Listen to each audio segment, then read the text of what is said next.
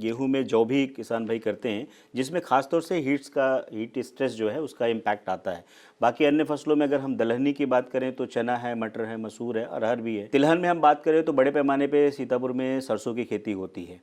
और अलसी भी कुछ किसान के हैं लगा रखे हैं। बागवानी फसलों में हम बात करें तो आम की फसल मुख्य है, जो मंजरी निकल रही है, बौर आ रहे हैं, वो भी वहाँ भी स्ट्रेस हो रहा है। और हम सब्जियों में बात करें तो हमारा टमाटर है, बैगन है, हमारा मिर्च है, कद्दू वर्गीय बहुत सारी सब्जियां किसान भाई लगाए हुए। लेकिन ये जो टेम्परेचर का है, तापमान में आप ये देखें कि जलवायु परिवर्तन काफ़ी समयों से चर्चा में रहा है कि जलवायु परिवर्तन हो रहा है और हमारे किसान भाई इस चीज़ को महसूस भी कर रहे हैं कि देखें आप जो भी है, कभी बाढ़, कभी सूखा, कभी पाला, कभी पड़ना, कभी बर्फबारी, कभी स्ट्रेस में आना, ये परिवर्तन अब हमको समझना होगा कि फसल का चक्र थोड़ा सा बदलना होगा और प्रजातियों का भी चयन उसी हिसाब से करना होगा जिस हिसाब से मौसम बदल रहा है। तो कहते हैं जैसी बहे बयार पीठ तज तैसी दीजिए, जैसा रुख हो उस हिसाब से हमें करना है। तो खासतौर से अभी इस समय ध्यान रखने की वाली बात है कि गेहूं की जो फसल है, अगर उसमें तापमान देखें कि बहुत सारा जो चेंजेस हुआ है, आपने नोटिस करिएगा अपने खेतों में जब जाइएगा तो गेहूं में सबसे ऊपर की जो पत्ती होगी, सबसे पहले सिम्टम आएगा जहां से बाली निकलती, उसी के स्ट्रेट में पैरेलल में एक कड़ी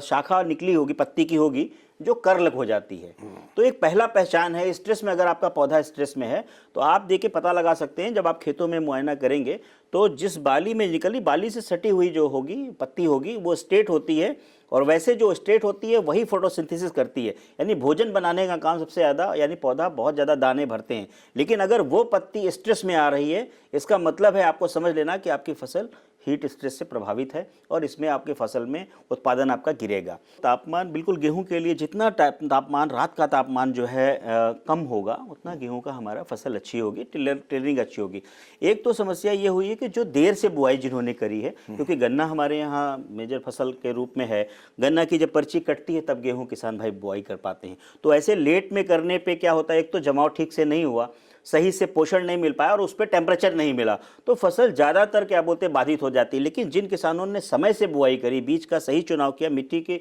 स्वास्थ्य उन्होंने अच्छा से रखा, पोषण सही से किया, उनकी फसलें अच्छी हैं और आगे स्ट्रेस में ना आने पाए। इसलिए ये ध्यान रखना है कि जनरली क्या है, हीट वेव्स भी चलती है अप्रैल के महीनों में, लास्ट में जब दाना भरने लगता है तो हीट वेव्स चलती हैं। तो उसके लिए हम लोग किसान भाइयों को यही सलाह देते हैं कि जब अगर आपको ऐसी स्थिति आए तो पोटेशियम सल्फेट का एक छिड़काव जो है, अगर बहुत ज़्यादा, अभी तो फिलहाल आवश्यक नहीं है, लेकिन अगर स्थिति बनी रहती है भविष्य में, तो अगर आपको लगता है कि टेम्परेचर बहुत ज़्यादा चल रहा है, दिन का तापमान हो रहा है, तो पोटेशियम सल्फेट का एक स्प्रे जो है 5 ग्राम प्रति लीटर के हिसाब से एक छिड़काव आप फसलों में करेंगे तो ऐसे में आपकी फसल सुरक्षित रहेगी।